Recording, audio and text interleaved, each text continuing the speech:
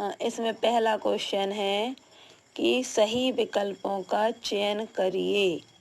तो क्वेश्चन है गोपियाँ किसे बड़भागी कह रही हैं? तो इसका सही उत्तर होगा उद्धव को। किसको? उद्धव को।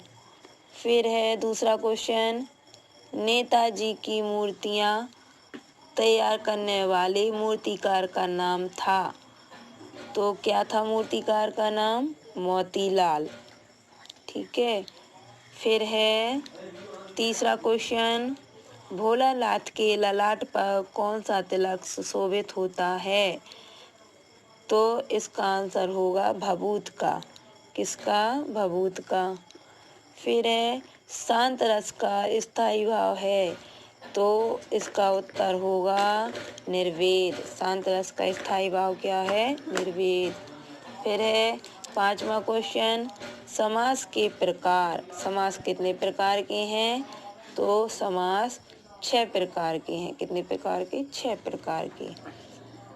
फिर है क्वेश्चन नंबर 6वां, निह धन चय निश्चय में कौन सी संधि है?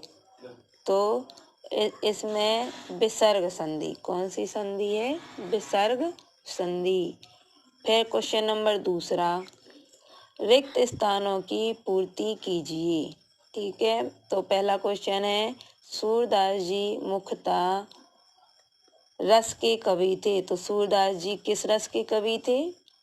वात्सल रस के। किसके कवि थे? वात्सल रस के। फिर है क्वेश्चन दूसरा है इसका, कवि जयशंकर प्रसाद ने अपने मन को का खालिस्तान का रूप दिया था है।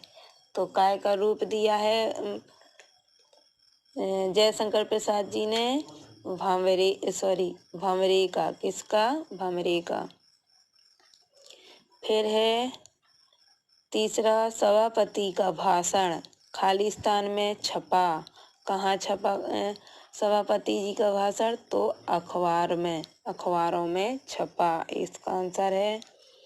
फिर है चौथा, भोलानाथ का वास्तविक नाम खालिस्तान था। तो भोलानाथ का वास्तविक नाम तारकेश्वर नाथ था। क्या था? तारकेश्वर नाथ।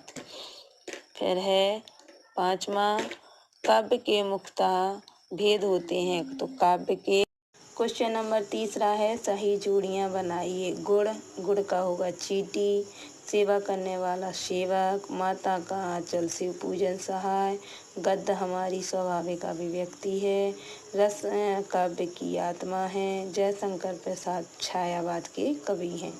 फिर है क्वेश्चन नंबर चौथा, सत्य असत्य लिखिए। आत्मकथा कविता पहली बार हंस पत्रिका में प्रकाशित हुई। सत्य। फिर है इसके बाद दूसरा, बाल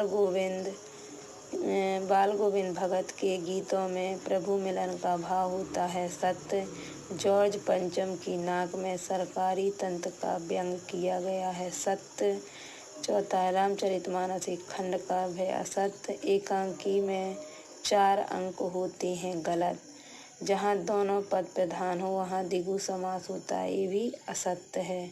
फिर क्वेश्चन नंबर 5वां, निम्नलिखित प्रश्नों के उत्तर एक वाक्य में दीजिए। तो पहला क्वेश्चन है, सहस्त्रबाहु कौन था? तो सहस्त्रबाहु अर्जुन थे। आत्मकथा कविता में कवि ने मधुप का प्रयोग किसके लिए किया है? तो मन के लिए किया है। तीसरा है, नाक किसका प्रतीक है? तो नाक इज्जत और सम्मान का प्रतीक है। कहानी के तत्वों के नाम लिए। कहानी के 6 तत्व होते हैं। कथोपकथन, भाषा शैली, देश काल या वातावरण, पात्र या चरित्र चित्रण, संवाद और उद्देश्य। ये हमारी कहानी के 6 तत्व हैं।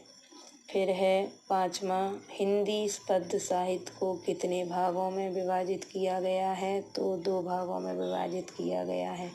वर्णों के सार्थक समूह को क्या कहते हैं? वर्णों के सार्थक समूह को शब्द कहते हैं।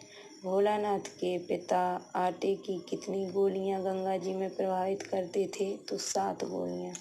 ये हमारा एक वाक्य में उत्तर है। धन्यवाद।